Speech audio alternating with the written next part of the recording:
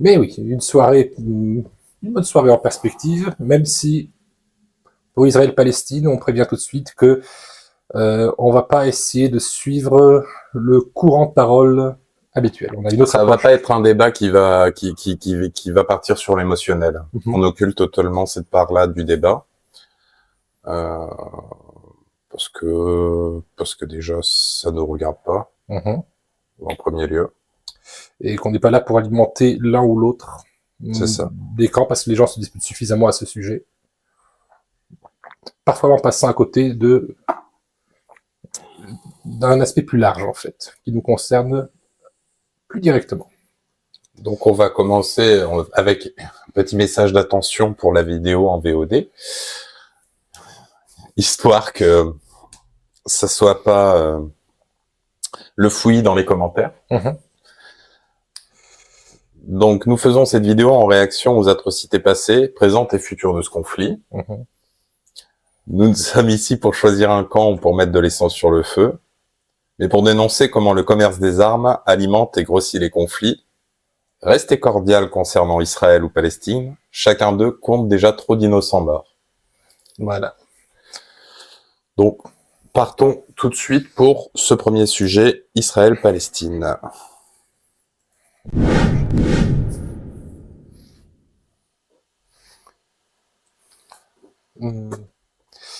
Il y a full de documentation qu'on a vue, et une partie en plus a déjà subi l'hydre de la censure d'Internet. Malheureusement, oui, on voulait commencer en fait par une chronologie des événements et ce qui s'y était produit sur ces dernières semaines. Ce n'est pas pour vous en rappeler, je pense que c'est mondial, je pense que personne n'a pu passer à côté de cette information. Et pour ceux qui regardent la vidéo dans plusieurs mois, voire plusieurs années, vous aurez déjà un bon résumé de la situation telle qu'elle est présentée de nos jours.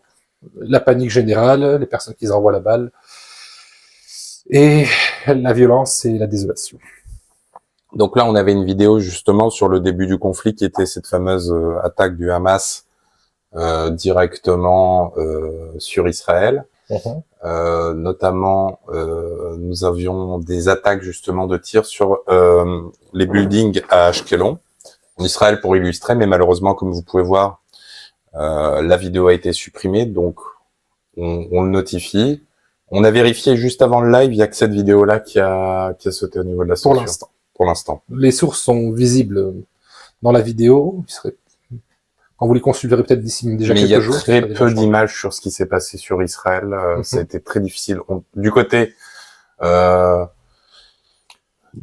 de la bande de Gaza, il y a beaucoup plus d'images. Du côté palestinien, beaucoup plus d'images. Mais par contre, concernant Israël, c'est super filtré. Voilà. Passé le premier choc où Israël présentait l'attaque qu'il avait reçue, très vite ensuite, les vidéos sont dirigées sur ce que faisait le Hamas ou ce qui se passe en Palestine.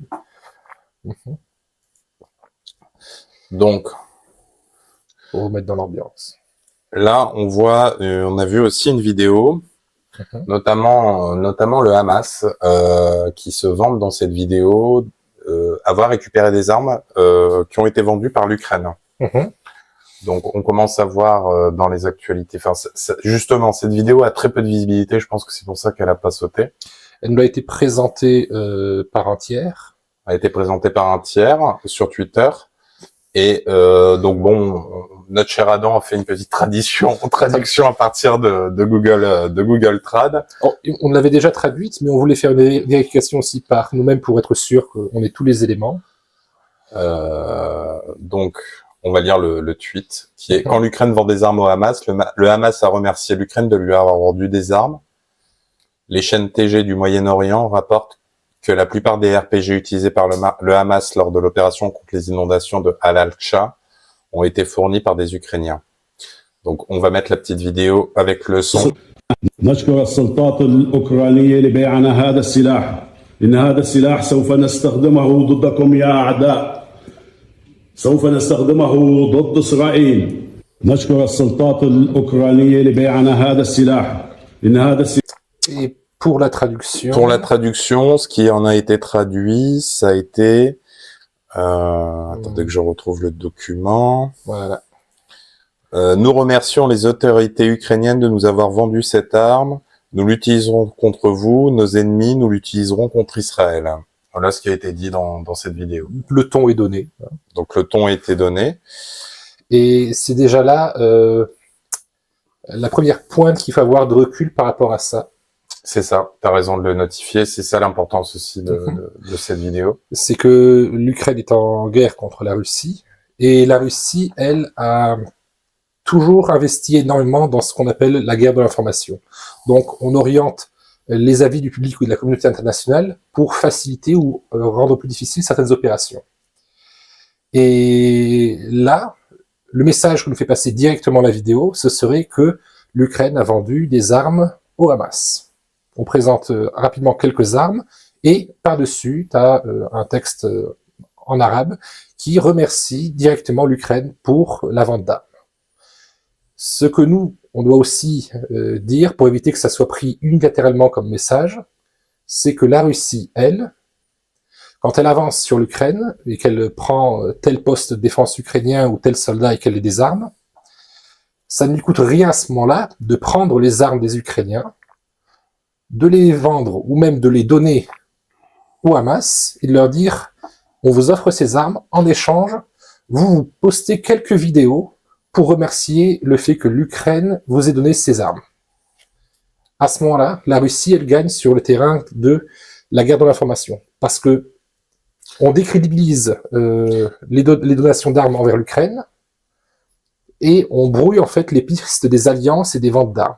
Ça, c'est ta théorie. Moi, ma théorie, c'est que c'est vraiment les Ukrainiens qui l'ont refourgué. C'est très possible. C'est juste qu'on ne peut pas assurer à 100%. Parce que ça fait déjà quelques mois qu'on entend quelques sons dans les médias, justement. Ah, mais dès le départ, dès qu'on avait commencé à dire qu'on allait envoyer des armes en Ukraine, il y avait déjà des personnes qui se plaignaient le fait que ces armes atterriront dans la rue. Moi, je me rappelle avoir entendu une fois sur LCI un soir avec Puchadas, il disait que justement ils avaient déjà revendu, même aux Russes en fait, directement des canons César. J'ai un doute qu'ils abandonnent des canons César sur le terrain. Oui, mais c'est comme par exemple quand tu as les envois de nourriture dans certains pays d'Afrique qui sont en guerre, c'est récupéré par des factions armées qui elles les revendent. C'est pour ça. On vous présente le document, vous l'interpréterez dans différentes choses, mais il faut savoir que l'interprétation de ça est limitée, parce que pour une vidéo de remerciement de vente d'armes aussi, ça a l'air bizarre quand même. Déjà, des vidéos de remerciement d'armes, en général, c'est... et puis c'est bien goupillé. Par contre, là où peut-être, tu vois, c'est vrai que c'est bien, t'as l'impression qu'il y a l'attaque, aussitôt derrière, il y a la petite vidéo le 8 octobre, tu vois, à 4 heures du matin, du soir, PM, c'est quoi? C'est du soir. À 4 heures 4 heures de l'après-midi. Voilà. C'est lâché au bon moment, ce genre de vidéo, pour aider le Hamas et pour aider la Russie indirectement. Continuons donc sur le prochain.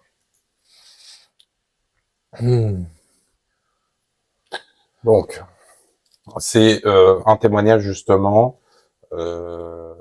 concernant justement la vente des armes US qui sont fournies en Ukraine justement, qui sont revendues. Oui. On va écouter ça tout de suite.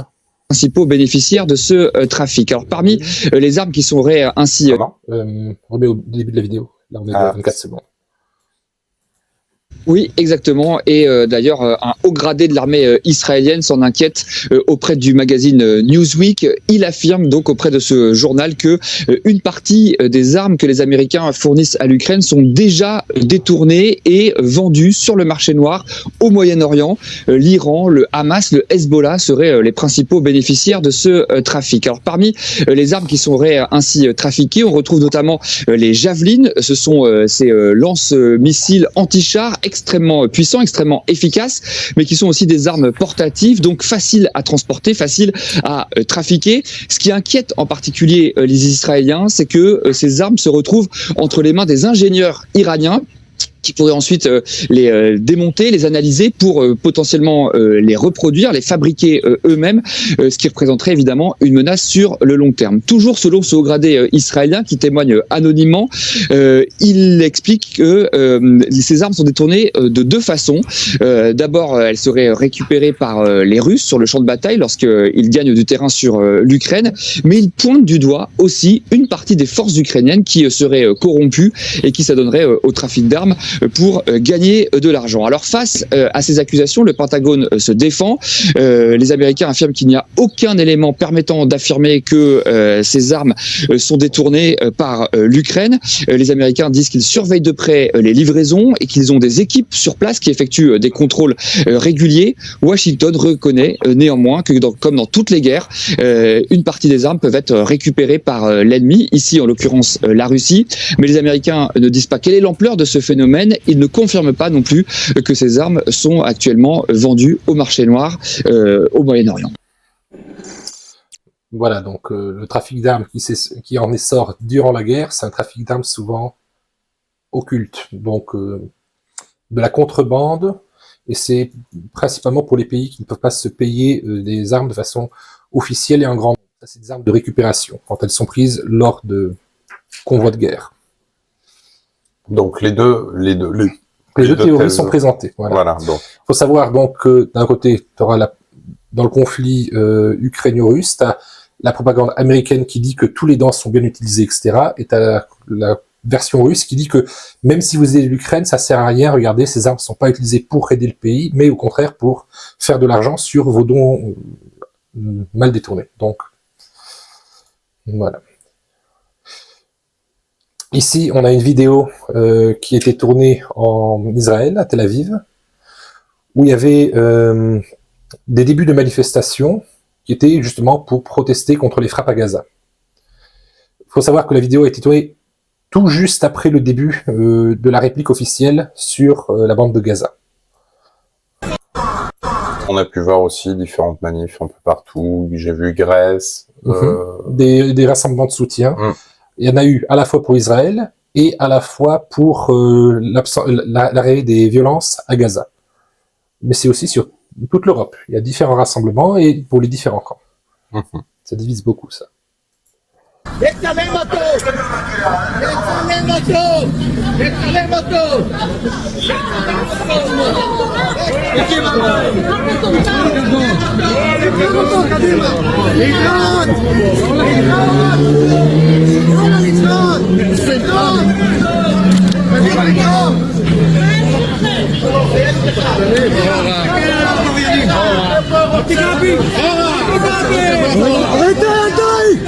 תוריד את הידיים! תוריד את הידיים! עבריין!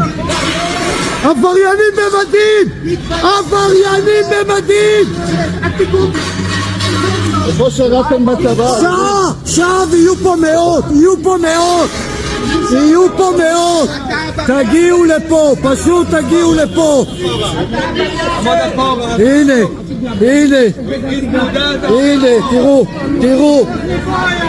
תראו, הנה. מה קרה?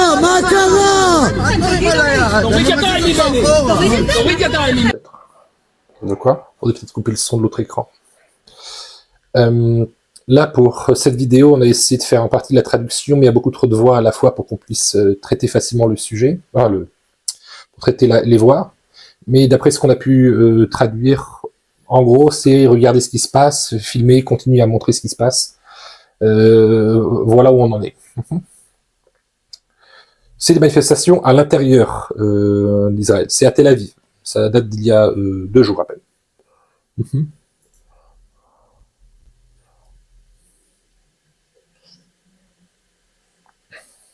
Ah, mais sur pause un instant.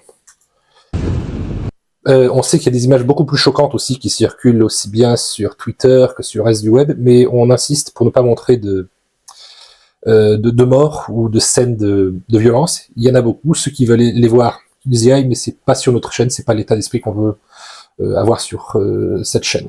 Voilà. Donc, il en va de la décence des victimes. Oui. Voilà. C'est plutôt une question philosophique et morale concernant Adam et moi, plutôt que faut pas y voir autre chose. C'est vraiment purement moral et philosophique. Voilà.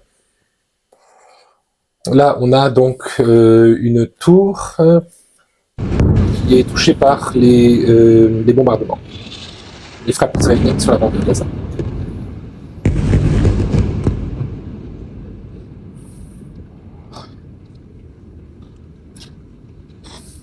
La première fois qu'on avait vu les vidéos, enfin la vidéo, tu avais notifié justement que les frappes venaient du ciel.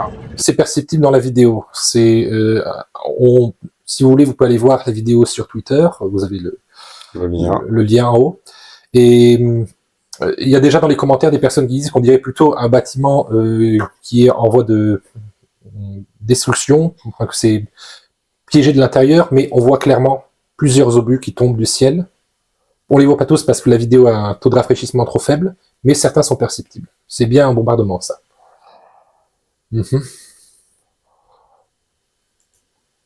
Ensuite, on voit que à l'issue de ça,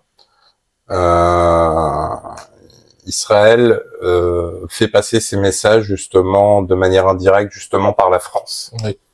Que ce soit pas une menace diplomatique, mais que ce soit une mise en garde diplomatique dans le sens, on fait passer un point relais diplomatique, ici en l'occurrence la France, le fait qu'on va pas se laisser faire, ou alors qu'il y aura des conséquences à telles actions entreprises sur notre territoire par des voisins proches.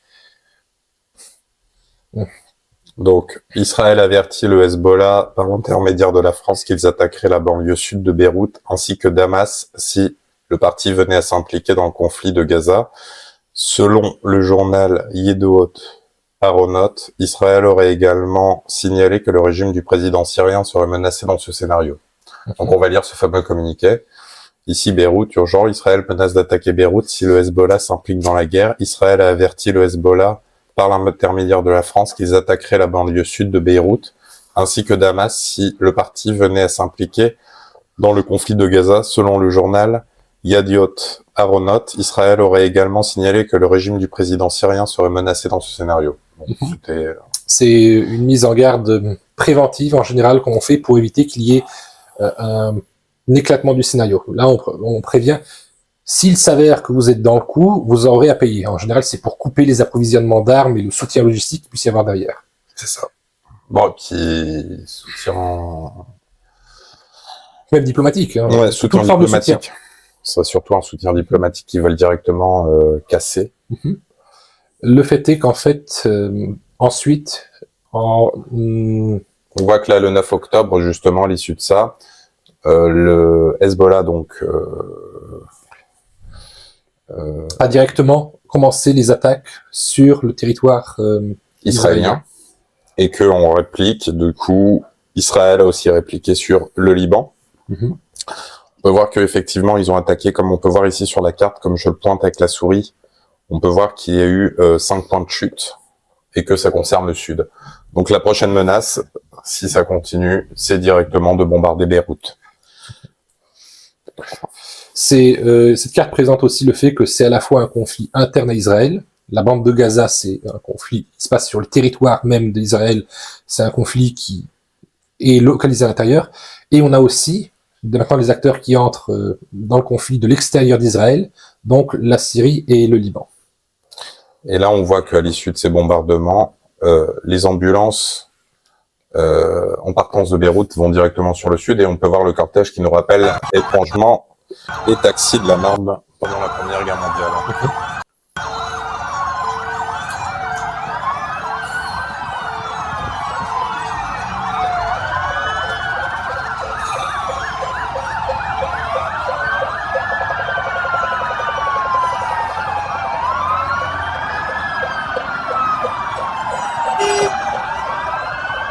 Couloir d'ambulance.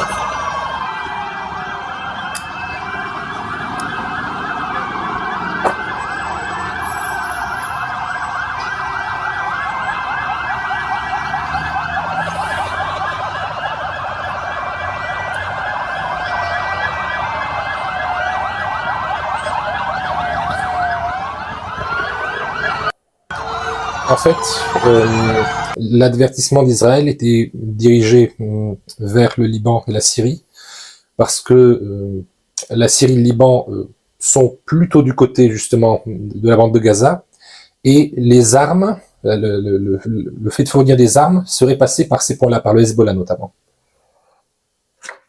On va rester focus sur le sujet de la circulation des armes. On va faire un petit point avant de continuer. On va faire un petit point sur les commentaires. pour voir ce qui se dit. Alors, Domor qui dit « Ce ne serait pas étonnant que les armes viennent d'Ukraine. Avec ou sans l'appui de Zelensky, les Ukrainiens avaient vraiment trop d'armes avec les livraisons de l'Occident. » C'est vrai que quand tout d'un coup, il y a un grand envoi d'armes, et que le pays est en guerre, logistiquement à couvrir, de savoir comment on va les gérer, éviter que tout se perde, c'est déjà assez coton. Et en plus, en situation de guerre, certains instincts bas se réveillent où on a envie de sauver quelque chose pour soi-même, donc la corruption explose aussi en temps de guerre. Vagabond qui dit « D'un autre côté, maintenant que l'Ukraine est partagée par le conflit armé, il y a des Ukrainiens des deux côtés du front, donc techniquement, ça peut être vrai, mais ça ne donne pas d'indication de la provenance véritable des armes. » Bah si, la provenance véritable des armes, on peut déjà définir, puisqu'on voit des M4. On sait donc on sait qu'elles sont américaines. Mais on ne sait pas par quel canot elles sont passées. C'est même pas une question d'intention, c'est une question par quel canot c'est passé. Est-ce que c'est directement un revendeur ukrainien qui était dans le coup, qui était corrompu, ou alors est-ce que c'est une récupération russe, ou une récupération d'Ukrainiens pro-russes? Ça peut être plusieurs choses. Alors, il y a Julien qui dit « Salut la famille, comment allez-vous? Je suis à la bourre. Bonjour le bleu. » Le bleu qui nous dit « Ce qui me fait le plus peur, ce n'est pas le Liban, la Syrie, mais plutôt l'Iran qui a fourni une aide financière et logistique pour le Hamas. » Alors ça, c'est ce qui se dit du côté occident. Oui. C'est une information qui a dû passer par les réseaux américains. De même que la composition des armes et des réseaux qu'il y a à l'intérieur de la bande de Gaza, c'est les services israéliens qui d'habitude ont cartographié les environnements. Pour les liens de l'Iran, c'est plutôt le service de renseignement américain. Mais il faut savoir qu'il y a aussi justement cette guerre des idées, de la position sur la scène internationale. Non, puis ça ferait tâche, tu vois, que l'Europe, on arrive à... L'Europe est déjà divisée sur le sujet, en fait. Oui, l'Europe est divisée sur le sujet, mais on leur attribue justement la responsabilité de livraison d'armes. C'est pas dans l'intérêt du discours européen, ce que je veux dire. Ça n'est pas très pro-pacifisme. Pacifisme, ouais. Julien Lebeuf qui dit que pour justifier Israël à faire des frappes et donc déclarer la guerre. C'est comme les guerres qui commencent par des forces de dissuasion toujours plus grandes. Forcément, à un moment donné, c'est censé exploser. À un moment donné, on se dit, on s'est trop armé maintenant pour pas faire usage de certaines armes. Israël, par exemple, lui, dont une partie de l'armement, par exemple le dôme de fer, est une œuvre commune avec l'Amérique. C'est l'Amérique qui a créé la technologie et qui vend en grande partie à Israël pour avoir ce système de défense contre les missiles qui pourraient être tirés depuis, par exemple, le Hamas ou autre. Donc là, on voit que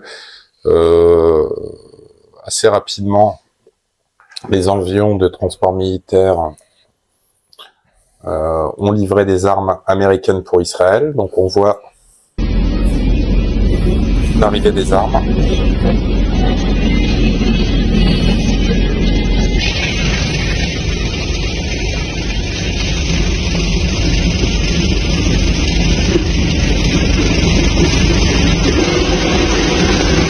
Estampillé avec un bon US Air Force. Toute publicité est une... Non, peut-être pas une bonne publicité, c'est ce qui se dit en tout cas. Enfin, c'est les Américains qui ont dû inventer le concept. Donc, maintenant on va venir sur la réaction des politiques en France. Et on va voir que c'est là qu'on voit le déchirement. En fait, ce qui se passe en France se passe à l'échelle européenne dans beaucoup de pays. Oui. C'est-à-dire que les partis politiques se déchirent, se tirent la couverture, chacun de son côté, pour essayer un intérêt électoral, je sais pas. Pour certains, oui. Oui, il y a en France surtout, il y a un soutien électoral important sur comment tu te positionnes vis-à-vis du conflit israël-palestinien. Pas forcément du 50-50, mais il y a toujours d'énormes quantités de voix à récupérer. Donc on va voir la réaction de notre président de la République, Emmanuel Macron, qui est très très intéressant, qui est très il faut savoir décrypter le tweet qu'il a fait. France, Allemagne, Italie, du Royaume-Uni et États-Unis Je sais pas pourquoi, qu'est-ce que ça vient faire là, quoi. Mhm. Nous exprimons notre soutien ferme et uni à l'État d'Israël, ainsi que notre condamnation sans équivoque du Hamas et de ses effroyables actes de terrorisme. Voici notre déclaration commune. En fait, déjà, il y a un truc qui me pose problème. Mhm. C'est il est président de la France, il est obligé de faire des communiqués communs. Il peut pas parler au nom de la France. Macron a l'habitude de parler au nom des autres. Oui, mais ça, c'est d'ailleurs son vilain problème, quoi. Je pense pas que le même aurait pu être dit par, je sais pas, par Olaf ou par le roi Charles III. Il fallait que ce soit Emmanuel Macron parce qu'on a l'habitude de le voir à l'international. Et quand il dit quelque chose de bien, ça passe, ça fait pas tâche. Et quand il dit quelque chose de mal, on dit que c'est la faute du français élu par les Français. Donc, voici notre déclaration commune. Nous affirmons clairement que les actions, je l'ai dit, rien jamais ne justifie le terrorisme. Ces derniers jours, les terroristes du Hamas ont massacré des familles dans leur maison ainsi que plus de 200 jeunes qui participent à un festival de musique et ont kidnappé des femmes âgées, des enfants et des familles entières qui sont maintenant retenus en otage sous les regards horrifiés du monde entier. Donc, là déjà, il y a aussi un autre truc qui me dérange, c'est qu'il essaye de jouer sur l'émotion. Oui, et clairement. Regardez le vocabulaire qui est utilisé. C'est là qu'on voit que c'est plus un texte pensé par un Américain ou un pro-américain qui visionne toute l'échelle américaine. C'est, par exemple, l'emploi du terme terroriste. Ou terrorisme, regarde. Terroriste, ça c'est bien du vocabulaire à la George Bush. Oui. Avant, on parlait vraiment de guerre, de guerriers, de rebelles, etc. Terrorisme, c'est quelque chose même, je dirais que ce qui toucherait plus le discours français, ce serait guerre de civilisation. Ce terme, ce genre de terme. Huntington, oui, le choc des civilisations. D'ailleurs, Huntington, qui a écrit justement le choc des civilisations, était le conseiller de George Bush, justement. Donc. George Bush Jr. C'est lui qui a introduit justement cette notion. Et l'émotionnel, effectivement, kidnapper des femmes âgées, des enfants, des familles entières. Là, on est dans l'émotion. L'émotion à l'occidental, donc on appuie sur, justement, les enfants. Les personnes les plus vulnérables. Les enfants, de toute façon, comme... Les enfants et les femmes âgées. Dans tous les communiqués, on ne trouvait pas le terme femme âgée. Et regarde, horrifié du monde entier, ça fait très américain de penser que ce que l'on voit, c'est ce que tout le monde voit. C'est alors qu'en fait, pourquoi cette position en fait aussi tranchée, alors que en fait finalement l'atrocité est dans les deux camps en fait. Oui. L'atrocité, elle est humanitaire en fait. Des innocents meurent par centaines. Voilà, c'est ça. En quelques jours, des centaines de civils, d'innocents, ont péri sous bombardements et explosions. Nos pays soutiennent Israël dans ses efforts pour se défendre et défendre son peuple contre ces atrocités. Nous insistons sur le fait qu'aucun autre acteur hostile à Israël ne doit chercher à tirer avantage de ces attaques. Donc ça, c'est à destination de la Syrie et du Liban. Le fameux réseau des alliances est en face. Nous reconnaissons toutes les aspirations légitimes du peuple palestinien et soutenons les mesures égales de justice et de liberté pour les Israéliens et les Palestiniens. Ça, c'est en référence justement à ce qu'avait fait Bill Clinton, qui s'était présenté en tant qu'unificateur d'Israéliens et Palestiniens. Mais ne nous y trompons pas, le Hamas ne présente pas ses aspirations et n'offre rien d'autre au peuple palestinien que davantage de terreur et d'effusion de sang. Au cours des prochains jours, nous resterons unis et coordonnés en tant qu'alliés et amis de l'État d'Israël, afin de garantir qu'Israël soit en mesure de se défendre et pour instaurer les conditions d'un Moyen-Orient pacifique et intégré. Donc tu vois, finalement, il y a des contrats d'armes en jeu légales. Israël, ils peuvent le faire légalement. On a vu l'arrivée des armes américaines. Dedans, il doit y avoir une cargaison aussi française. Faut pas se... Ou des casques allemands. Peut-être, voilà, c'est peut-être un envoi commun d'armes, en fait. C'est peut-être les pays qui envoient des armes. Pour les envois en Israël, j'imagine qu'il y a un point relais qui passe par la France ou l'Allemagne. L'Italie, peut-être davantage, oui. Bref, les grands noms de l'OTAN. Là, on va voir Emmanuel Bompard qui, à l'inverse, on voit que la NUPES et généralement la gauche, comme le NPA, se sont positionnés justement en faveur de la Palestine. Oui. Ils sont positionnés en faveur de la Palestine déjà depuis des décennies. Là, c'est en fait dans l'élan. Ils sont dans leur ligne politique, ils sont pro-palestiniens. Donc, Ils peuvent pas changer du tout au tout en un instant. C'est juste politique. Oui, c'est ça. Ça fait partie justement de... C'est un élan politique. C'est un élan politique. Donc on va écouter ce qu'a à nous dire notre cher Manuel Bompard. Vous n'utilisez pas le mot terroriste dans le communiqué du groupe parlementaire. Quand vous parlez de cessez-le-feu, ça ne voilà, qualifie précisément, pas c'est là où j'allais en venir. Puisque les mots sont importants, j'imagine qu'il ne vous aura pas échappé que depuis samedi, il y a eu 2 communiqués du Quai d'Orsay, donc de la diplomatie française. Dans aucun de ces 2 communiqués du Quai d'Orsay ne figure le mot paix.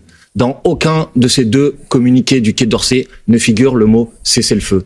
Et j'assume de dire ici que la position qui est celle de la France insoumise n'est pas en accord avec la position qui est la position de la diplomatie française. J'arrête 2 secondes parce que sur ça, je partage un peu son point de vue.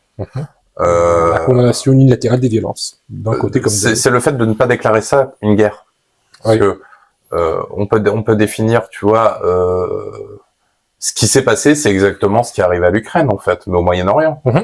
C'est le même discours. Donc là, on a le droit de dire guerre si ça concerne l'Ukraine, mais on parle d'actes terroristes quand il s'agit du conflit israélo-palestinien.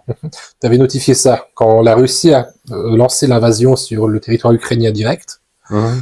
Il appelait ça aussi, il dit pas l'opération spéciale en réaction à des forces terroristes. Oui, et nazis, enfin, et projet de dénazification, ce qu'il avait dit Poutine au jour de... Le même vocabulaire, mais utilisé cette fois-ci pas du sens pro-occidental.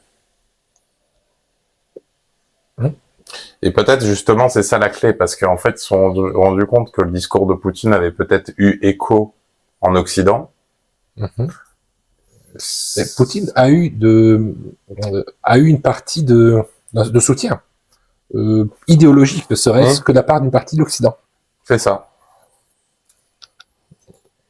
Parce que la position de la diplomatie française est en rupture totale avec la position traditionnelle de la France sur ce sujet, depuis le général de Gaulle en passant par Jacques Chirac. Et je dis la même chose que ce que dit par exemple le pape François, que ce que dit à sa manière le secrétaire général de l'ONU. Il faut l'arrêt des hostilités, il faut un cessez-le-feu, il faut la protection des civils. C'est ça qui est important. Ce sont 2 sujets différents. Non, l'hostilité, le conflit, la politique de Netanyahou, c'est une chose qui peut et qui doit sans doute être critiquée. Et puis il y a une attaque. Est-ce que vous diriez je suis israélien comme on disait je suis Charlie ce matin? Mais moi, je suis israélien, palestinien. Je suis du côté de tous ces peuples qui souffrent depuis maintenant des décennies de ce conflit et qui se traduit par des souffrances, par des morts. Voilà. Et je vous adjure de comprendre que la position qui doit être la position de la France doit être une position qui ne peut pas être alignée sur la position du gouvernement de l'extrême droite israélienne, qui va se traduire par encore plus de morts, encore plus de souffrances.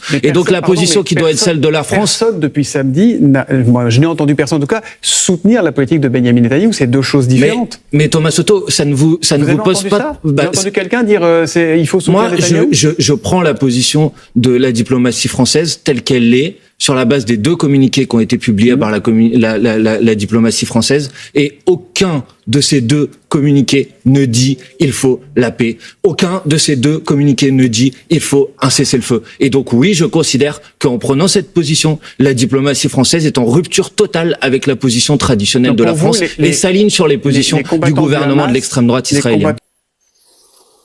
Donc, c'est habile. C'est malin, parce que de la façon dont il fait la chose, il soutient Palestine, mais d'une manière insidieuse.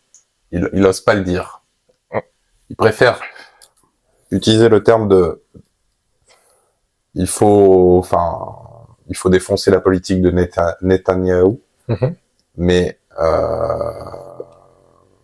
plutôt que dire vraiment les termes. Et aussi des appels à l'autorité quand il cite différents autres figures politiques, même encore une fois le pape. On vous renvoie à la vidéo sur le pape, c'est amusant. Enfin, mais là, justement, il prend les appuis là où il peut. Même dans le camp en face, juste pour dire, regardez, là aussi, c'est qualifié de telle façon, c'est présenté de telle façon.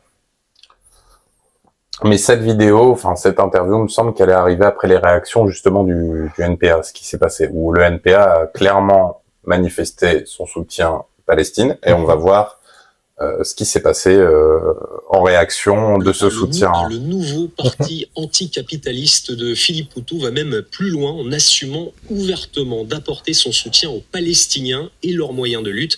Des mots qui ont évidemment choqué l'Union des étudiants juifs de France. Envisage d'ailleurs de porter plainte. Les explications de Raphaël Lazare.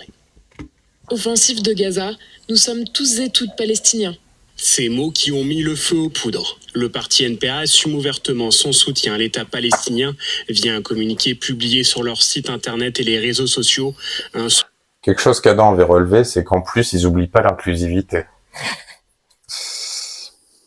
Pour ceux qui connaissent certains journaux de français, CN News fait de la publicité sur CN News pour que ceux qui regardent CN News continuent de regarder CN News. Ah, ça c'est vrai aussi. Réseaux sociaux, on va voir ça un ici. soutien inadmissible pour de nombreux partis de l'opposition. C'est passé en Israël, ce qui se passe encore aujourd'hui, c'est la réédition de la logique du Bataclan. S'en prendre à des civils innocents, et en particulier ici, s'en prendre à des juifs parce qu'ils sont juifs. Si M. Poutou et le NPA soutiennent cette logique-là, alors ils font tout simplement l'apologie du terrorisme et ils font l'apologie de ce qui constitue un crime, s'associant eux-mêmes à ce crime. Le hashtag dissolution NPA est fortement relayé sur les réseaux sociaux. Certains demandent même la dissolution du parti politique de Philippe Poutou. Je demande la dissolution de tous les mouvements d'extrême gauche qui ne doivent plus être considérés comme des mouvements nationaux, de par leur prise de position à la fois antinationale et anti-républicaine, et je demande à ce que soient traduits devant une cour martiale les représentants de ces partis pour haute trahison à la France et intelligence avec l'ennemi. Là, je suis pas d'accord avec Messia, mais j'estime que bon, t'as le droit de pas être d'accord avec leur avis. Mm-hmm. De là à les censurer, à les traduire en justice devant pour haute trahison vers la France, c'est peut-être un peu excessif. Non, mais on prend un Jean Messia, on le fait crier plus fort que les autres, comme ça, la personne qui crie un peu moins fort en disant il faut juste leur couper les crédits ou autre chose, sera écoutée. On dira que, en muselant ces parties-là, on est dans une réaction proportionnée. Donc en réaction, en réaction à ça, l'Union des étudiants juifs de France ont décidé de porter plainte contre le NPA. Mm-hmm. L'étudiant juif de France a annoncé samedi soir son intention de porter plainte contre le parti d'extrême gauche pour apologie du terrorisme. Ensuite, pour revenir aux armes. Parce qu'on suit les armes, n'oubliez pas, dans notre approche, on regarde pas juste les alliances officielles, on regarde aussi comment circulent les armes. Par exemple, le classique, les États-Unis qui fournissent Israël, ça c'est notoriété publique. Les États-Unis qui ont fourni l'Ukraine. Mm-hmm. Par contre, le Hezbollah pour le Hamas. Mm-hmm. Plus un aveu fait par le fait qu'ils s'en sont pris à Israël en vue de réagir à la menace qui pendait au nez. Et là, on va voir un aveu d'une personne inattendue. Vous l'avez reconnu, c'est Jean-Luc Mélenchon. Il a fait une interview chez Thinkerview dans la semaine et il nous a fait quelque chose. Il a fait la boulette. Mais très à propos, tu vois, le bon timing, c'est lui qui l'a eu. La boulette de Jean-Luc. Alors, on va écouter la boulette de Jean-Luc. Écoutons tonton Mélenchon. Jamais su. Pourquoi faire? Quelles avaient été les conséquences? C'était la guerre en tant qu'activité correspondant à un cycle de la marchandise. C'est terrifiant. Là, quand on parle de l'Arménie et de l'Azerbaïdjan, ce ne sont pas les gens qui ont décidé de faire la guerre. C'est des dirigeants qui tous sont impliqués par des intérêts. Bon. Et puis, évidemment, de l'argent. Mais le monde est cul par-dessus tête et tout le monde s'en fout. Les Ukrainiens qui se plaignent d'être envahis par les Russes, à juste titre, vendent des armes à l'Azerbaïdjan qui vient d'envahir l'Arménie. Où t'en entends parler? C'est quoi ta source? C'est ma source, j'ai qu'à regarder, c'est facile à savoir. Hein. Les Ukrainiens vendent des armes. Bon, alors, et le résultat, c'est ça. L'Azerbaïdjan envahit... C'est la question, c'est quoi ta source? Là, je l'ai plus, là. Mais je veux bien la donner, c'est pas un problème. Je veux pas dire de conneries et l'attribuer à une source plutôt qu'à une autre. Vous le saviez pas? Ah bon, j'ai peut-être dit révéler un secret sans me rendre compte. Parce que j'ai beaucoup de choses qui passent Tu sais, les insoumis, il y en a partout. Hein. Donc, quelque chose que je sais pas. Bon. Non, pour faire clair, Mélenchon sait beaucoup de choses, mais il sait pas quand il doit arrêter de dire qu'il les sait. Et ça nous permet de rebondir sur un sujet justement actuel qui a fait... Des gros titres aussi. Non, pas du tout. Moi, j'ai trouvé qu'il est passé sous les radars. Ouais. Enfin, on en a vite fait parler, il y a eu une petite exposition, mais c'est pas, on n'en est pas au niveau actuel. Non, c'est pas à cette échelle-là. On n'est pas au niveau du conflit israélo-palestinien. C'est bien évidemment le conflit Arménie-Azerbaïdjan. Qui était bien présenté quand même il y a 1 semaine et demie, mais qui n'a pas eu un tel écho comme Israël et la Palestine. Attends, on va faire un petit point sur les commentaires. On en était là, ici. Ok.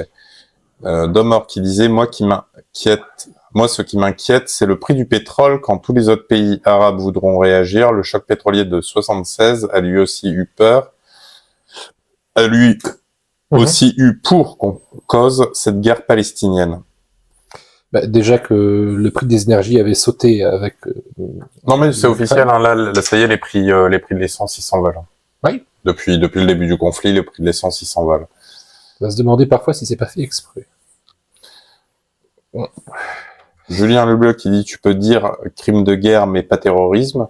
C'est plus facile de dire terrorisme car ça, les gens ne se posent pas de questions avec le problème du... Je peux pas dire le mot. On pourrait avoir des problèmes là. Qui ne respectent pas les accords et continuent de voler des terres. La vache, on est déjà obligé de se censurer alors que ça fait... Non, mais je sais qu'en France, il y a déjà eu des procès rien que pour avoir prononcé ce mot. Donc, je peux pas. Dom Mort continue en disant... Il veut bien dire des conneries, mais sans source. C'est son aveu. Alors, non. Moi, je pense que il a balancé la mèche et qu'il essaye de se dépatouiller. Très maladroitement. Très maladroitement. Mais moi, je pense qu'il a balancé une vérité. Il a balancé une news. Il était en train de s'envoler dans son argumentaire. Il pensait balancer l'argument et arrêter le sujet. Et là, l'intervieweur qui a posé une question tout à fait normale. Quelles sont les sources? Et a ressouligné la déclaration. Parce que la phrase qui dit « vous ne le saviez pas c'est ça qui montre, tu vois, pour lui, c'est d'une évidence. Et le petit silence, la mimique. C'est ça. Julien Lebieux qui dit « c'est sourcé le Gorafi ». Je suis désolé, mais j'ai vu...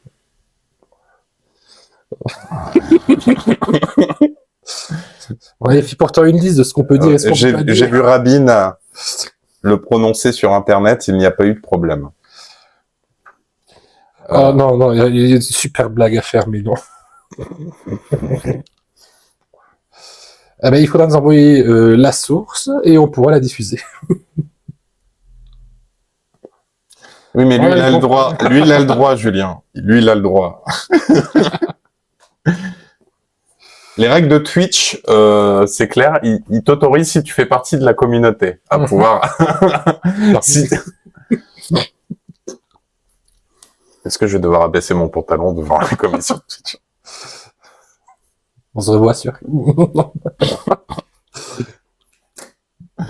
Non, il n'y a pas de lien URL dans les commentaires, ils débloquent aussi. Ouais, les liens vont être bloqués, Julien.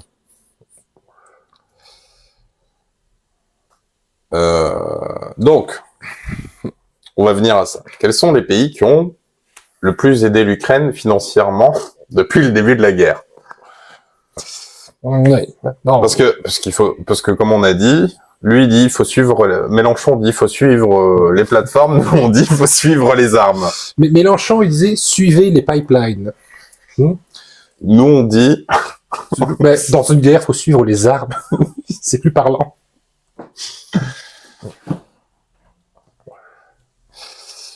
Quels sont les pays qui ont le plus aidé l'Ukraine financièrement depuis le début de la guerre? Plus d'un an et demi après le début de la guerre menée par les Russes en Ukraine, le pays qui soutiennent Kiev se sont engagés à verser au moins 230 milliards d'euros d'aide militaire. Là, il s'agit on s'engage à verser cet argent. Hein, c'est pas qui ça a été versé, c'est l'engagement officiel de ces pays. Comme au Téléthon.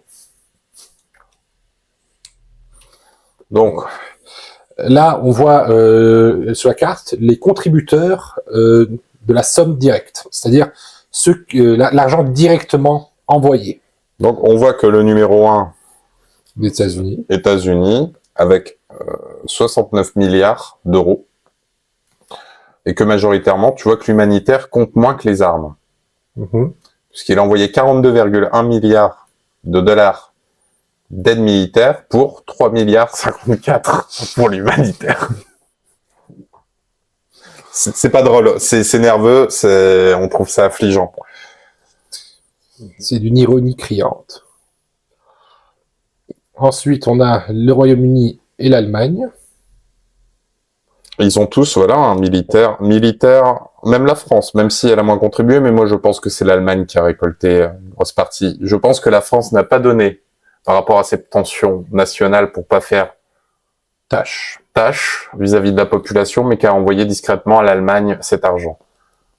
Oui, il y a, la France par exemple, au lieu d'envoyer directement à l'Ukraine, peut, par des discours à l'Union européenne, déclarer « Allez, on fait un geste, on n'est pas des ingrats ». La Norvège aussi. Par contre, voilà, là tu as les chiffres de l'Union européenne. Ils ne sont pas présentés. L'Allemagne elle-même, c'était 17 milliards. C'est 20 milliards au total. Alors que l'Union européenne, c'est 76 milliards. Et là, sur la carte, il y a eu un schéma qui se dessine, mais il s'agit de l'argent brut envoyé. Les sommes exactes. Si on passe ça à la moulette, en fait, de ce que ça représente comme dépense pour le pays, donc rapporté au PIB, on a une autre classification qui arrive. Beaucoup plus surprenante cette fois-ci. Ici, ce graphique représente la part d'aide apportée à l'Ukraine par rapport au PIB pour les 35 pays premiers pays du classement. Et là, ce sont tout de suite d'autres pays qui apparaissent. En premier, la Norvège, la Lituanie, l'Estonie, la Lettonie. Bon, les pays baltes. Voilà, le Danemark, la Pologne, la Slovaquie, la République tchèque. C'est plus du tout la partie Europe de l'Ouest qui était si bien soulignée. Par exemple, l'Allemagne sur ce classement, elle n'est plus troisième position, elle est 1, 2, 3, 4, 5, 6, 7, 8, 9e. L'UE est 11e. Les Royaumes-Unis 12e, alors que ils étaient pourtant ici pratiquement en deuxième position, c'est ça? Ah non, ils étaient en troisième position, l'Allemagne était en deuxième. Les États-Unis, quelque part ici au milieu du classement, et la France, mais ça on s'y attendait un petit peu, beaucoup plus bas. Il faut savoir que ces aides-là, c'est soit de l'argent donné directement, soit c'est par exemple du matériel militaire qu'on estime à telle somme qui est transmise. Il y a un commentaire de Nomar très intéressant. Norvège, le pays du Nobel de la paix. Et tu vois, ce n'est pas fini. Attends, mais c'est intéressant ça. Norvège, là le total c'est 7,45 milliards, humanitaire 210 millions, mais militaire 3,69 milliards. Effectivement, un commentaire très pertinent.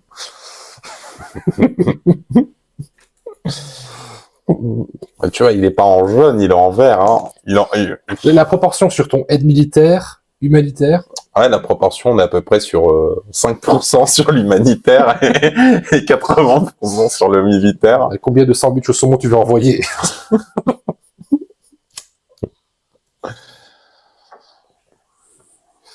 Et donc, l'Ukraine envoie des armes à l'Azerbaïdjan et la France donne son accord pour livrer du matériel militaire à l'Arménie. Ce qui est quand même bizarre, c'est quand même que la France, les États-Unis sont quand même un peu partout. L'Ukraine, mais du coup. Parce que si vous représentez ça sous forme de boucle amusante. Par exemple, la France donne à l'Ukraine que l'Ukraine donne à l'Azerbaïdjan, en même temps la France donne à l'Arménie. Donc les armes françaises en Azerbaïdjan face aux armes françaises en Arménie se font face. Effectivement, là c'est être partout, c'est jouer sur les deux fronts. C'est ça, c'est on arme l'adversaire, tu vois, on se répartit la tâche, quoi. Oui, t'as deux voisins qui s'en mettent, tu leur vends à chacun d'eux, tenez, voici les pistolets, les balles, vous me payez tous les deux, voilà. Maintenant, faites ce que vous voulez, je suis pas responsable. Moi, j'ai juste vendu les balles de vos chargeurs. Donc, la France a donné son accord à la conclusion des contrats futurs forgés avec l'Arménie qui permettront la livraison de matériel militaire à l'Arménie pour qu'elle puisse assurer sa défense, a déclaré Catherine Colonna lors d'une visite mardi à Erevan, sans préciser la nature des équipements en question. La visite à Erevan, la ministre des Affaires étrangères Catherine Colonna a confirmé mardi que Paris avait donné son accord. Ça, c'est Paris, ils doivent être transparents aussi sur ça. La fameuse transparence de la France. Ouais, la fameuse transparence à sens unique, quoi. Pour livrer du matériel militaire à l'Arménie qui souhaite se protéger de son voisin azerbaïdjanais. La France a donné son accord à la conclusion de contrats futurs forgés avec l'Arménie qui permettront la livraison de matériel militaire à l'Arménie pour qu'elle puisse armer sa défense. Là, on ne sait pas exactement de quelle nature, pas en quelle quantité, mais on sait déjà que c'est un cadeau officiel. C'est la France qui officiellement va donner à l'Arménie. Inquiétude française, le président français Emmanuel Macron et Catherine Colonna ont exprimé plusieurs reprises ces derniers jours leurs inquiétudes pour les plus de 100 000 personnes du Haut-Karabakh ayant trouvé refuge en Arménie. Les dirigeants français s'inquiètent également d'une possible offensive militaire de l'Azerbaïdjan contre l'Arménie.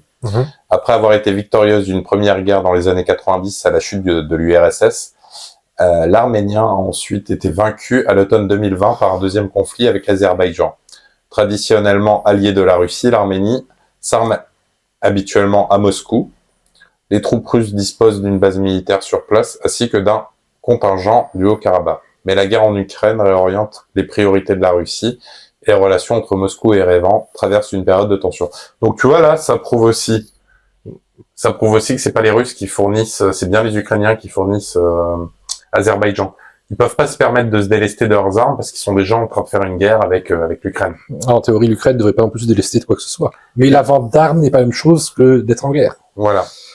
Paris attire l'attention de Washington et de ses alliés. L'Arménie est donc à la recherche de nouveaux partenaires en Occident pour la soutenir militairement, selon une source diplomatique. La ministre française Catherine Colonna a également évoqué mardi dans un entretien téléphonique initialement prévu pour discuter de l'Ukraine avec le président américain Joe Biden.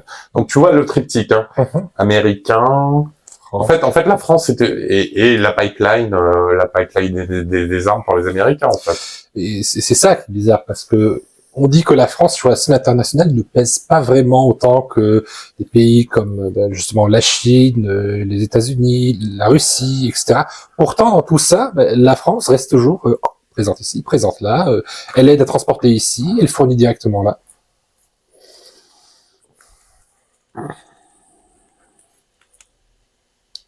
Donc là, on a une petite vidéo en train d'expliquer que l'Ukraine vend des armes à l'Azerbaïdjan. Donc, voilà. Elle le fait à un moment donné où l'Europe a besoin de trouver du gaz. Non mais alors, il y a deux choses l'une.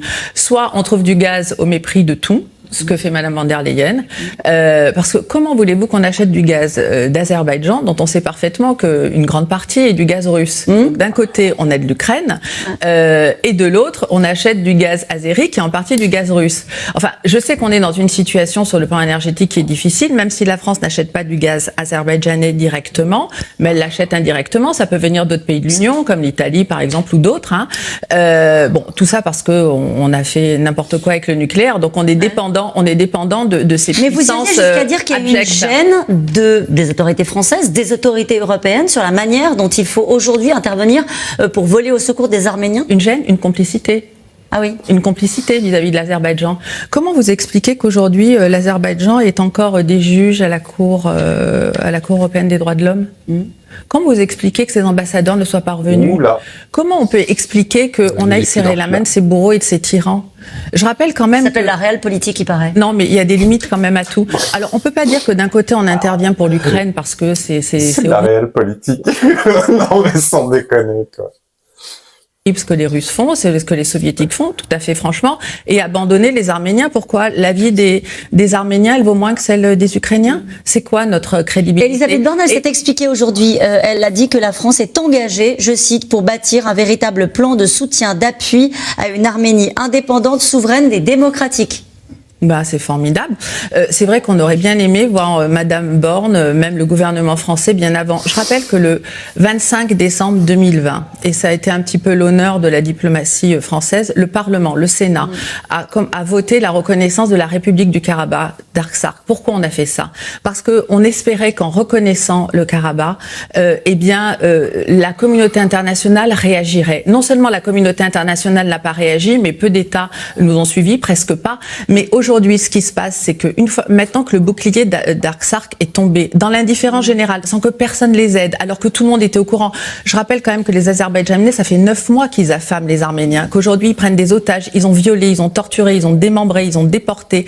Ils n'ont toujours pas rendu, malgré l'accord de paix, les prisonniers de la guerre des 44 jours qui étaient totalement asymétriques avec des armes non conventionnelles, qu'aujourd'hui c'est l'Arménie même qu'ils attaquent et que personne ne réagit. Ouais, c'est quoi les armes non conventionnelles déjà? Je sais pas. Si quelqu'un dans les commentaires... Ça doit être du gaz, ça doit être des bombes sales, tu vois. Ouais, si vous savez ce que c'est qu'une arme non conventionnelle, n'hésitez pas à le dire. Bah, c'est ça. Ouais. Parce que oui, par exemple, tu vois, Macron à l'époque avait attaqué la Syrie, parce que justement, il avait, enfin, des bombes sales, oui. Ils avaient utilisé des bombes sales, justement, qui balançaient du gaz.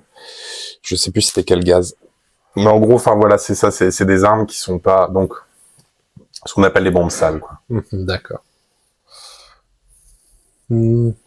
Donc, très intéressant parce que, bon, à l'issue de ce discours, on va revenir sur un peu quel était, alors en plus on est sur Vie publique, au cœur du débat public, le site officiel de la France. L'Europe, modèle de paix structurelle. La transition est belle, là. La paix est l'essence même de la construction européenne. Après 2 guerres mondiales dévastatrices, l'Europe entend transformer la pluralité et la rivalité des États en une coexistence parfois difficile mais féconde, au service du bien commun. On voit comment ils le servent, le bien commun. Ça pourrait être une phrase de Mélenchon, ceci dit, hein, au service du bien commun. Le bien commun. La construction européenne, fille plutôt que mère de la paix.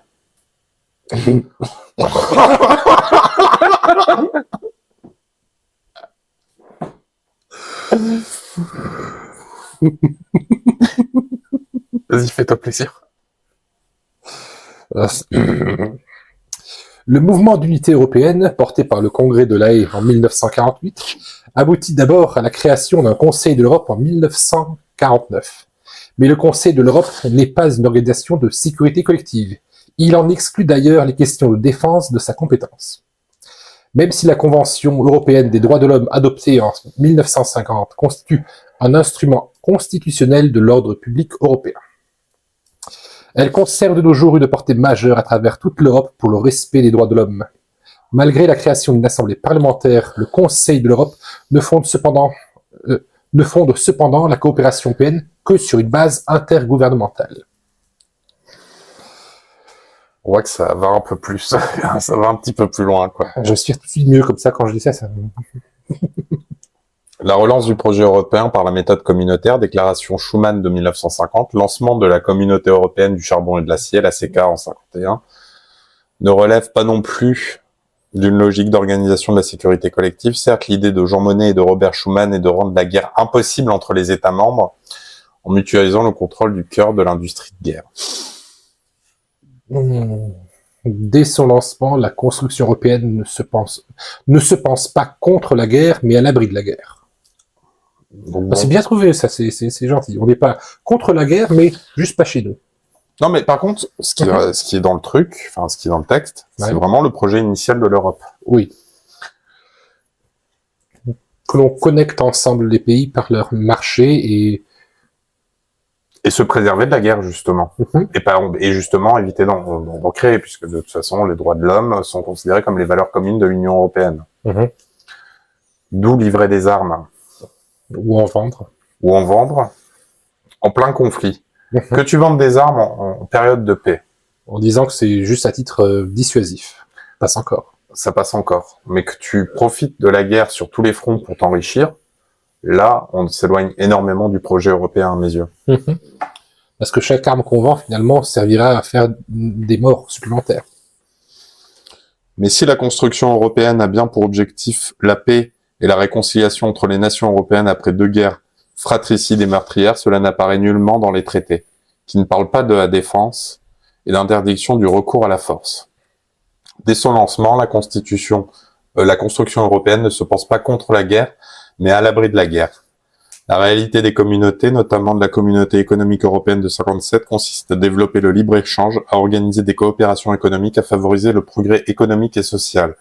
Dans la continuité du plan de Marshall qui s'accompagne, donc déjà influence de l'Amérique, sous la pression des États-Unis, voilà, c'est de la création d'une organisation européenne de coopération économique, l'OSCE.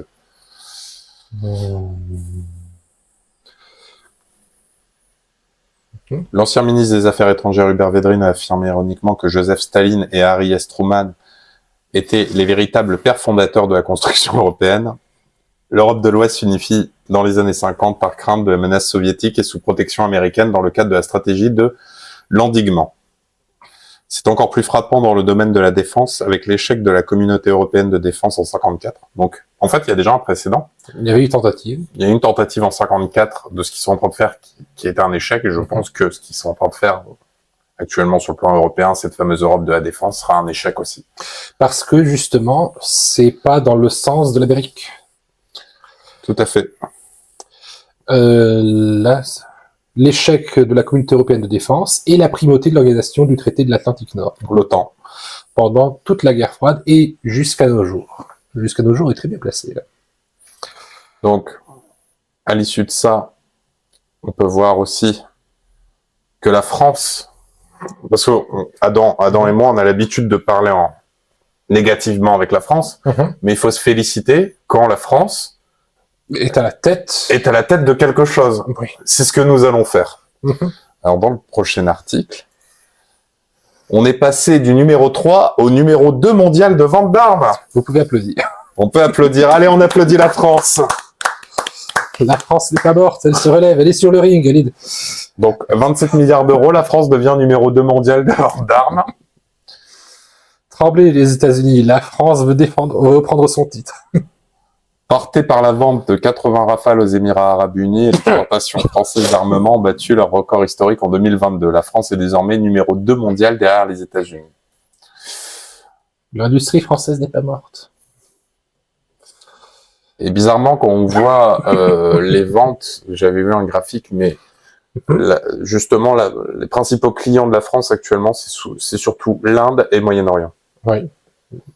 T'as dit, si on vend en temps de paix, on vend peu. Et si on vend en temps de guerre, les ventes explosent. Donc, il faut vendre là où il y a la guerre, ou alors là où on prévoit qu'elle aura lieu. C'est ça.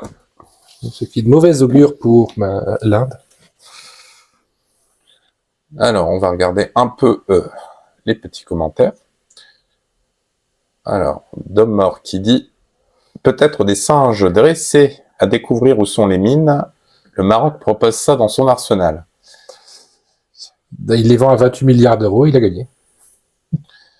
Il pourrait passer numéro 2. Vagabonde conventionnelle, arme classique conforme aux conventions internationales régissant les guerres, La Haye, Genève, etc. Non conventionnelle, arme nucléaire, radiologique, biologique, chimique. Tu vois ce que je te dis, les bombes sales. Ou armes spéciales, généralement de destruction massive. Et il me semble que les mines à sous-munitions sont considérées comme armes non conventionnelles. Parce qu'elles ont une but de mutiler les corps, en fait. Et ce qu'elle reste après tue plus d'innocents de civils. Ouais. Parce que ça détruit effectivement un point contrôlé par une armée. Mais ensuite, quand il y a un retour de la vie civile, ça en tue beaucoup aussi. Mais généralement, quand on parle de ça, souvent des bombes chimiques, des bombes trafiquées, quoi. Et le petit dinosaure qui danse parce que la France... C'est numéro 2. Merci Dom Mort. Merci de partager notre joie. Et de la petite danse du dinosaure.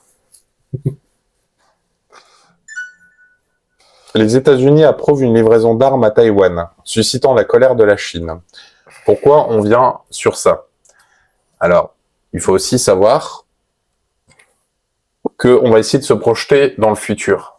Oui, on a vu que la France vend là où ça pète, où ça peut péter. Les États-Unis, qui sont numéro 1 quand même, ont un meilleur feeling. Donc, les États-Unis approuvent une livraison d'armes à Taïwan, suscitant la colère de la Chine. Le 31 août 2023. Le département d'État a informé mardi le Congrès l'octroi d'une enveloppe de 80 millions de dollars qui serait la première aide à Taipei dans le cadre du programme de financement militaire à l'étranger. Les États-Unis ont pour la première fois approuvé une aide militaire directe à Taïwan dans le cadre d'un programme d'assistance au gouvernement étranger suscitant la colère de la Chine qui avertit jeudi 31 août de conséquences pour la sécurité de l'île. Le département d'État a informé mardi le Congrès de l'octroi d'une enveloppe à 80 millions de dollars, soit 73 millions d'euros, on fait la conversion, on est poli, modeste par rapport à ses ventes récentes d'armes à Taïwan, mais qui serait la première à Taipei dans le cadre du programme du financement militaire à l'étranger. Donc ce n'est qu'un début. Cette annonce a suscité jeudi l'ire de Pékin, qui revendique la souveraineté sur l'île. L'aide et les ventes militaires américaines à Taïwan ne font que nourrir le complexe militaire ou industriel américain tout en nuisant à la sécurité et au bien-être des compatriotes taïwanais, a déclaré Wei Qian, un porte-parole du ministère chinois de la Défense, lors d'un briefing. Si Washington reconnaît la Chine au détriment de Taipei, depuis 1979, le Congrès américain impose parallèlement de fournir des armes à l'île démocratique autonome dans le but d'afficher, de dissuader Pékin de toute velléité et expansionnisme. Les administrations américaines successives l'ont fait par le biais de ventes plutôt que d'aide directe à Taïwan. Donc, là, loin juste de profiter de la vente, c'est carrément une donation. C'est une donation pour des futurs contrats plus juteux. Oui, c'est la première dose qui est toujours gratuite. Le fait de dire que c'est pour empêcher les velléités de la Chine sur l'île de Taïwan, c'est un petit peu le Ouroboros, le serpent qui se mord la queue. D'ailleurs, c'était la même chose pour l'Ukraine. Tu avais d'un côté la Russie qui disait que c'est parce que l'Ukraine s'approche trop de l'Amérique et qu'elle va s'armer qu'il faut l'attaquer. Et en même temps, l'Ukraine disait il faut s'armer et s'allier à l'Amérique parce que la Russie va attaquer. Et d'ailleurs, ça avait été reproché à la Russie du fait que la ligne rouge, c'était l'entrée de l'Ukraine dans l'OTAN. Et c'est pour ça, ce qui a un peu refait monter les tensions, qui ont fait que peut-être Poutine a pu passer à l'action. Après, on n'a pas tous les détails géopolitiques, mais ça pourrait être une des raisons. Mais il y avait aussi l'autre contrat même pas tacite, entre l'Ukraine et la Russie. Oui. L'Ukraine rendait son arsenal nucléaire, donc le premier pays à se dénucléariser, a rendu son arsenal nucléaire à la Russie en disant le seul truc, on vous donne ça parce qu'on n'aura jamais arsenal, parce qu'en échange vous nous enverrez jamais. Et ils ont dit banco à l'époque. Donc il y a plusieurs accords qui ont été floués au même moment. Enfin, au même moment, sur une échelle de 30 ans. Donc là, on voit une carte justement de la Chine pour voir Taïwan. Donc quel est le problème justement? Pourquoi les États-Unis veulent absolument armer Taïwan? Faut savoir que ce qui sépare les États-Unis de la Chine, c'est le Pacifique. Et que la Chine est enclavée par une barrière qui est le Japon, la Corée du Sud, Taïwan et les Philippines, ce qui l'empêcherait de passer. Si la Chine décide d'envahir Taïwan, elle permet ici, à ce niveau ici, d'ouvrir une brèche et de pouvoir passer dans les eaux, sans transgresser les conventions justement frontalières. C'est la porte sur le Pacifique. C'est la porte sur le Pacifique. C'est surtout ça l'importance de Taïwan pour la Chine. D'ailleurs, plus que récupérer Taïwan pour ses puces, comme on a pu entendre, pour le symbole, ou pour récupérer son vieux territoire, ou pour... la vraie raison, c'est une porte pour le Pacifique. Et c'est annoncé directement dans ce que dit Xi Jinping, l'actuel dirigeant de la Chine. Il dit que dans son mandat, la récupération de Taïwan par la Chine, c'est la priorité. Et le problème, c'est que, donc, sans embêter justement les Américains au titre que s'ils prennent Taïwan, ça... Leur ennemi ne sera plus contrôlable, ne sera plus contenu. Voilà, elle ne sera plus contenue. Donc ils voient ces pays qui l'entourent comme un garde-fou Oui, ils ont le bingo total pour l'instant. La Corée du Sud, le Japon, Taïwan et les Philippines. Tant que tous ces pays-là Philippines, il faut savoir qu'il y a 4 bases américaines dessus. Oui. Détail très important. Corée du Sud aussi, base américaine, et Japon aussi. La Corée du Sud, c'est des bases américaines qui sont officiellement faites pour contenir la Corée du Nord, mais c'est une présence américaine militaire en Corée du Sud. Et ce qu'il faut savoir aussi, mais information très importante, c'est que la Chine a dépassé les États-Unis cette année sur le nombre de bateaux, de navires de guerre. Elle investit dans la flotte. Elle investit énormément dans la flotte. Elle a dépassé les Américains. Elle a 500, je crois qu'ils sont à 3000 contre 2500 bateaux. Bref, elle a investi et elle a réussi à rattraper et dépasser les Américains en termes de force navale. Donc, réarmement de la Chine et vente américaine d'armes en direction de Taïwan. Et pour boucler la boucle de l'Ouroboros, on vous renvoie au sujet sur la Corse de la semaine dernière, justement, sur l'intérêt des îles dans le Pacifique, du côté français, du territoire français. Et pourquoi la France considère que non, il faut les conserver pour l'écologie et l'unité de la République française. Et on voit aussi que les Américains se sont fait plaisir aussi à envoyer en Pologne des fameux missiles, lance-missiles HIMARS. La Pologne a reçu son premier lot de lance-roquettes HIMARS de fabrication américaine. Des armes qui seront déployées près de l'enclave de Kaliningrad, territoire russe frontalier de la Pologne. Ces lance-roquettes ont été achetées en 2019 par Varsovie et les premiers exemplaires viennent d'être livrés. La Pologne, qui en a commandé 500 à Washington, a augmenté drastiquement ses dépenses de défense à 4% du PIB. Les autorités expliquant vouloir s'armer plus rapidement dans le contexte de l'invasion russe de l'Ukraine. Sauf qu'à mes yeux, je pense que la vraie cible, c'est la Biélorussie. Parce que, on l'a vu, quand l'Amérique ou la France investissent quelque part, c'est qu'ils sentent que c'est un endroit où ça va chauffer, d'abord. Donc c'est gentil de vouloir nous aider, mais que ce soit en France ou dans d'autres pays, là où on voit que les armes atterrissent, c'est la venue d'un conflit. Et si ce conflit n'a pas lieu, ces armes sont comme gaspillées. Donc, et on investirait à perte. Et c'est pas le genre des Américains, ni de la France d'ailleurs, d'investir à perte avec les armes. Donc, Taïwan, l'Ukraine / Pologne et pays Balkans, Moyen-Orient. Maintenant, il faut avoir les creux pour l'Arménie. Ouais. Mais vraiment, ça marchait. Ça marchait. Ils ont vendu au bon moment. Et en tout cas, tout ça pour dire que, officiellement, à partir du moment où des conflits se généralisent un peu partout dans le monde, est-ce qu'on peut estimer qu'on est entré en phase de 3e guerre mondiale? Dès que ce sera vendeur. Il faut déposer les droits d'auteur sur 3e guerre mondiale. Le nom de domaine sur Internet, 3e-guerre-mondiale.com. Hashtag 3e guerre mondiale. Mais en tout cas, on peut voir que de toute façon, ce qui est dommage, ce qui est dommageable, sur tout ce qu'on vient de voir, c'est que c'est encore la population et les civils qui vont souffrir et payer la cupidité de nos dirigeants. C'est l'histoire qui se répète. Parce que chacune des munitions, même si c'est une munition sur 100 ou une sur 1000 qui est destinée à tuer quelqu'un, ça fait quand même des morts par million. Et plus on livre d'armes, en fait, en même temps, plus le conflit peut durer longtemps et être sanglant. Ah, plus on maintient. Ouais. Plus on maintient le flux de l'arme, plus la guerre dure. Parce que, par exemple, lors de la Première Guerre mondiale, il y a eu aussi un essoufflement des ressources de l'armée. D'où guerre de position, et c'était plus ou moins ralenti dans le conflit. Quand il y a eu un souffle de l'armée américaine et anglaise, les conflits ont repris. Alors, on va voir les commentaires. Encore plus long.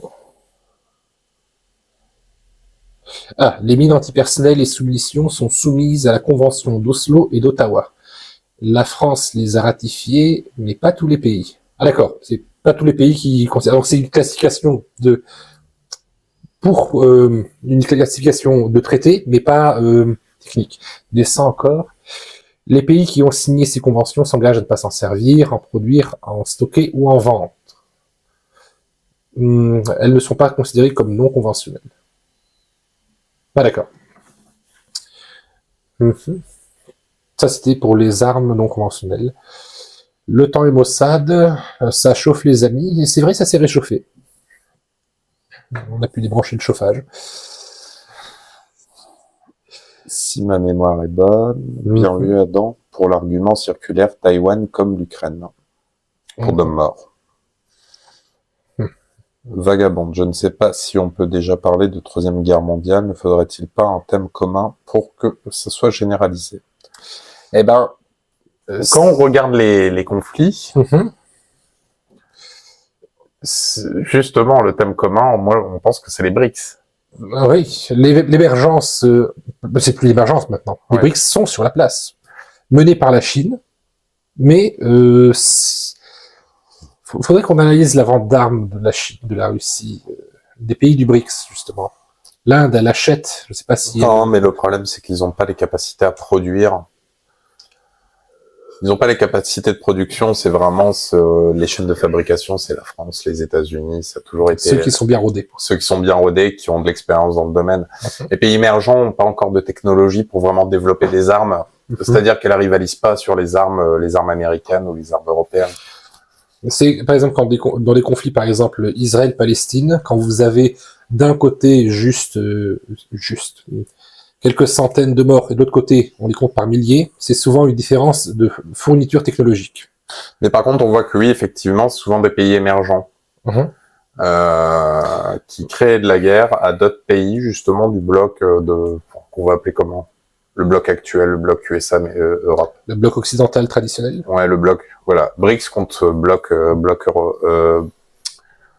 occidental traditionnel, ouais, c'est ça. Ce serait ça. C'est pour répondre à ta question, Vagabond. Avec quand même la petite... Parce qu'on peut voir que l'Iran a un intérêt justement sur cette guerre israélo-palestinienne, enfin ce conflit. Oui, la PEP qui a intégré pratiquement les BRICS. Et qui a intégré les BRICS. Il y a à peine quelques semaines. Oui, tout à fait. On l'avait traité justement. Allez voir la vidéo sur les BRICS, elle a bien marché, et elle continue de marcher d'ailleurs. Allez la voir. Et justement, on voit que par contre, justement, à l'issue de ça, justement, les BRICS vont freiner les adhésions, notamment l'Algérie a vu ses candidatures refusées et risquerait de pas rentrer justement dans les BRICS, et je m'attends à une vengeance de la France contre l'Algérie. Oui. Pour infidélité diplomatique, ouais, je dirais ça comme ça. J'attire l'attention parce que moi, ça me surprend toujours. Quand on a fait sur la vidéo sur les BRICS, c'est le cas de la Corée du Sud, qui à la fois fait partie du bloc occidental traditionnel, mais postule pour les BRICS. Ah oui, parce qu'il sent que le Japon peut tourner sa veste et aller vers les BRICS. Les Philippines sont pas suffisants pour... En fait, oui, il sera enclavé, en fait. Le Japon, lui, par retourner sa veste, en fait, ce serait plutôt revenir à la tradition du Japon, c'est-à-dire la neutralité. Il veut pas savoir ce qui se passe sur tel continent et tel continent. Le Japon veut faire sécession vis-à-vis de l'Amérique. Et donc, dans cette optique-là, il ne serait plus un support pour l'Amérique pour freiner l'avancée de la Chine sur le Pacifique. Le Japon pourrait dire à la Chine, nous, on n'est pas contre vous, les Américains, vous reprenez vos bases, on veut pas avoir à payer les frais de vos conflits. Parce que sinon, regarde, tout là, ça va péter quelque part. Si l'Amérique maintient sa main là-dessus, si c'est pas Taïwan qui paie, ça va être l'un des autres pays.